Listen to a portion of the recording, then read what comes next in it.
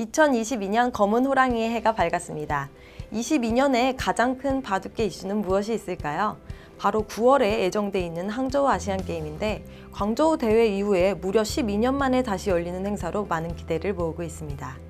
코로나 사태로 좀 연기될 가능성도 있겠지만 9월에 열흘 동안 남자 개인전, 남자 단체, 여자 단체 등 3가지 종목의 바둑 경기가 열린다고 알려져 있습니다. 국가대표 목진석 감독도 22년 아시안게임에 출전하기 위한 준비를 하고 있다고 합니다. 이야기 잠깐 들어보겠습니다.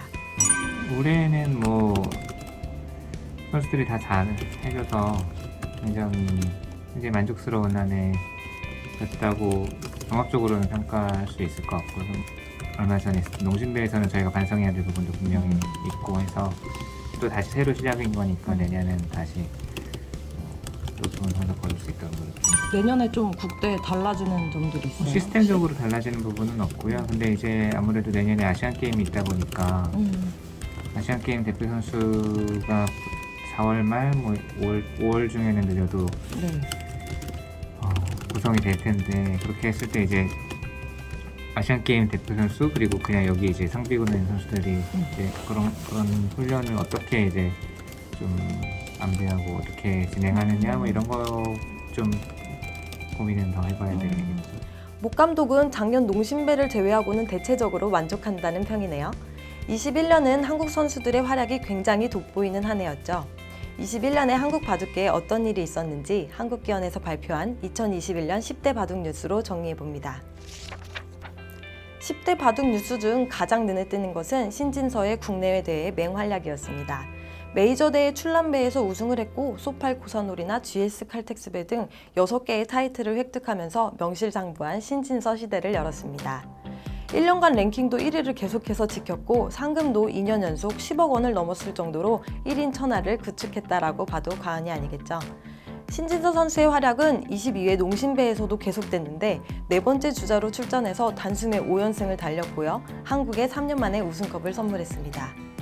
바둑리그에서는 셀트리온이 창단 2번째 시즌 만에 통합 정상에 올라 신흥 강호 이미지를 굳혔습니다.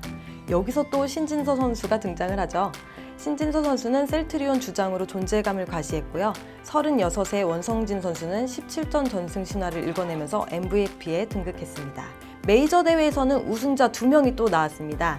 신민준 선수가 커제에게 역전승하면서 입단 후 첫 메이저 세계대회인 LG배 우승컵을 품에 안았습니다. 메이저 세계대회 한중 결승 맞대결에서 한국이 승리한 것은 2014년이죠. 삼성화재배 결승에서 김지석이 탕웨이싱을 꺾고 우승한 이후 6년 2개월 만의 일이었습니다.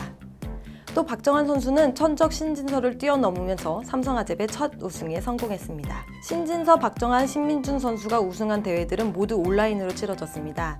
메이저 세계대회 사상 첫 인터넷 대국은 2020년 4월에 열린 제4회 몽백카페 8강인데요. 벌써 2년이 훌쩍 지난 만큼 이제 낯설지 않은 풍경으로 자리 잡았습니다. 여성 바둑계도 지각 변동이 시작됐죠. 흔들림 없을 것 같던 최정 선수가 오유진과 조승아 선수의 맹추격에 흔들리는 모습을 보였습니다. 오유진 선수에게는 여자 국수전, 여자 기성전 결승에서 패했고요. 조승아 선수에게는 삼성화재배 최종 예선에서 덜미를 잡혔습니다. 물론 최정 선수가 5,000원배라는 굵직한 세계대회에서 우승을 하면서 건재함을 보여줬기 때문에 쉽게 넘어설 순 없는 산으로 여성 바둑계의 올해가 무척 기대가 됩니다. 이 밖에 바둑지능 기본계획이 발표됐고 제7대 대한바둑협회 협회장에 이재윤 전 한국기원 부총재가 당선된 뉴스도 꼽혔습니다. 이재윤 회장은 대구에서 덕영배를 후원하고 내셔널 바둑리그 대구 덕영팀을 운영하는 등 아마 바둑계의 최대 후원자로 알려져 있습니다. 김인국수가 향년 78세로 별세한 소식도 10대 뉴스로 선정됐습니다. 김인국수는 한국 바둑의 개화기인 60년대부터 70년대 한국 바둑의 성장과 발전을 이룬 주역이십니다. 대한민국 체육상 시상식에서 김인국수에게 체육훈장 맹호장이 수여됐습니다. 아마바둑 소식도 잠깐 돌아볼까요? 코로나로 대회를 개최하기 어려운 상황이었는데 큰 사건 사고 없이 아마바둑 대회도 끊임없이 열렸습니다. 2021년 바둑인 시상식에서 김정은 선수가 최우수 선수상을 받았습니다. 김정은 선수는 내셔널리그 기룡전에서 우승을 하면서 아마 1위를 지켜냈습니다. 여성 부분에서는 박예현 선수에게 영예가 돌아갔고 시니어 부분에서는 덕영배, 내셔널리그 우승 등 각종 대회를 휩쓰며 좋은 성적을 남긴 최호철 선수가 차지했습니다. 한국기원에서 이번에 또 어김없이 10대 바둑 뉴스를 선정해서 발표했더라고요. 혹시 보셨어요? 네, 저는 봤어요. 근데 역시 1년 동안 너무 많은 재밌는 일들이 있어서 아 이런 일들이 있었구나 보면서도 잊어버렸던 것도 있었어요 보면서. 근데 그러면서 아 이런 일들이 있었지 그러면서 저는 정말 재밌게 봤던 것 같아요. 네. 이것도 들어갔으면 좋았겠다 하는 것들도 있었고, 그리고 특히 좋은 뉴스들이 많아서 세계대회 우승도 있고 농심 신라 면배도 있고, 그래서 좀 뿌듯하게 흐뭇하게 볼 수 있었던 기사가 많았던 것 같아요. 이영구 선수 입장에서는 뭔가 좀 빠진 것 같은 뉴스가 있을 것 같은데 어떠세요? 맞아요. 저는 당연히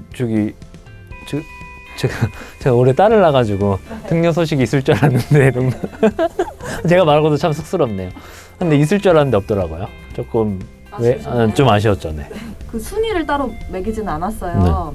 그래서 개인적으로 보셨을 때 아 이거는 나한테 좀 울림을 줬다라는 정도의 좀 1위를 주고 싶다라는 뉴스가 있으실까요? 저 같은 경우는 사실 올해 보면은 한국 바둑이 굉장히 성적이 좋았어요. 한국 기사들이.